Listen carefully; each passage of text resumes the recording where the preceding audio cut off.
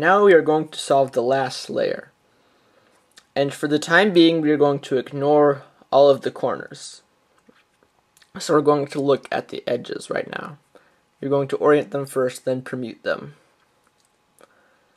So while you're looking at the last layer, we have four scenarios that we can have with the edges in this last layer.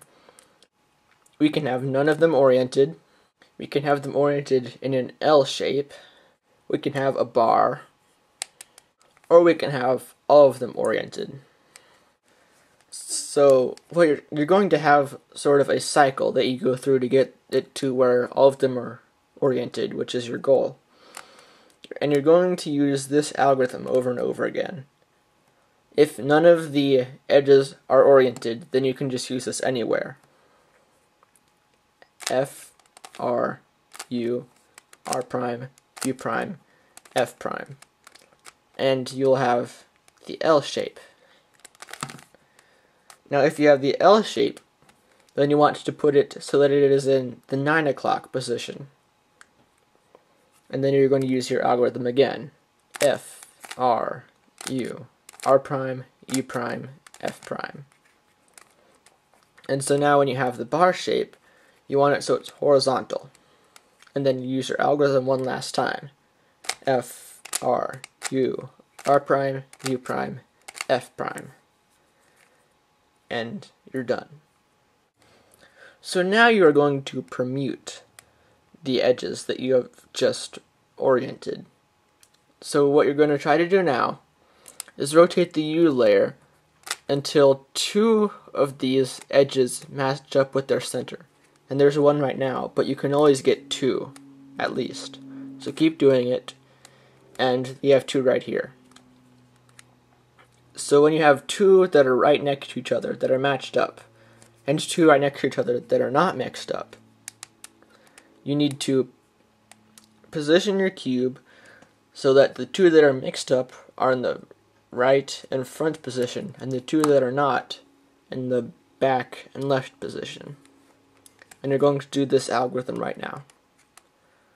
R, U2, R prime, U prime, R, U prime, R prime.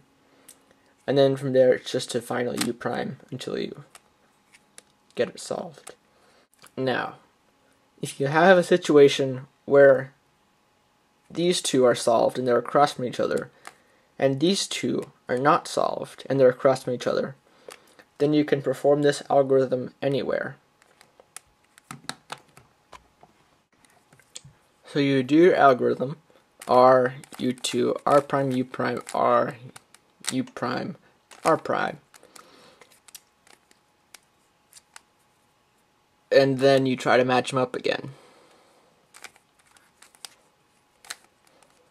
And you have two next to each other that are matched up again, and two next to each other that are not. So you do your algorithm, and they are now solved. So now what we are going to do is we're going to orient these corners right here. And we're going to do that by, this is a slightly unusual algorithm that we're going to use, but it's going to work, and that's all that matters. So you're going to position one of the unoriented corners in the upright F position. And you're going to do this algorithm over and over again until it's solved. R prime, D prime, R, D. R prime, D prime, R, D. And I did it in two cycles of the algorithm. So now you rotate the U layer until another unsolved one is in that position, and you keep doing the algorithm. R prime, D prime, R, D. R prime, D prime, R, D. R prime, D prime, R, D. R prime, D prime, R, D. And this is solved. They're all oriented, and you have not messed up the first two layers. And then you can just rotate it back, and you just have mispermuted corners. So now all we have is mispermuted corners. And usually you'll have it so that 3 are unsolved. And when you have that, you want to position your cube so that the solved one is in the front left up position. Use this algorithm. R2, B2, R, F, R prime, B2, R, F prime, R. But that won't always work. So in that case, you do it again. R2, B2, R, F, R prime, B2, R, F prime, R. And it'll be solved. And just like before when you're permuting the edges, if you have a situation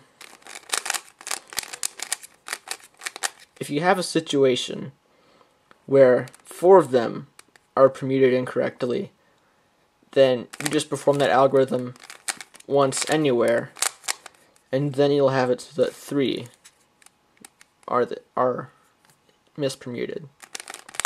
So then perform your algorithm twice if necessary, and it'll be done. And you've solved Rubik's Cube. Now, if you found this tutorial too confusing, I would love it if you would post a comment or video response or send me a message or something to tell me what I could improve on or make another video clarifying it. But also, there are these 2 tutorials down here that are also popular tutorials, and I would recommend them also. I think my method is better, obviously, for beginners, but this guy has 3 million views. Well, I don't know, several million views. And this guy's also a famous guy. So, whichever one makes sense to you, go with it. Yeah, have fun with Rubik's Cube.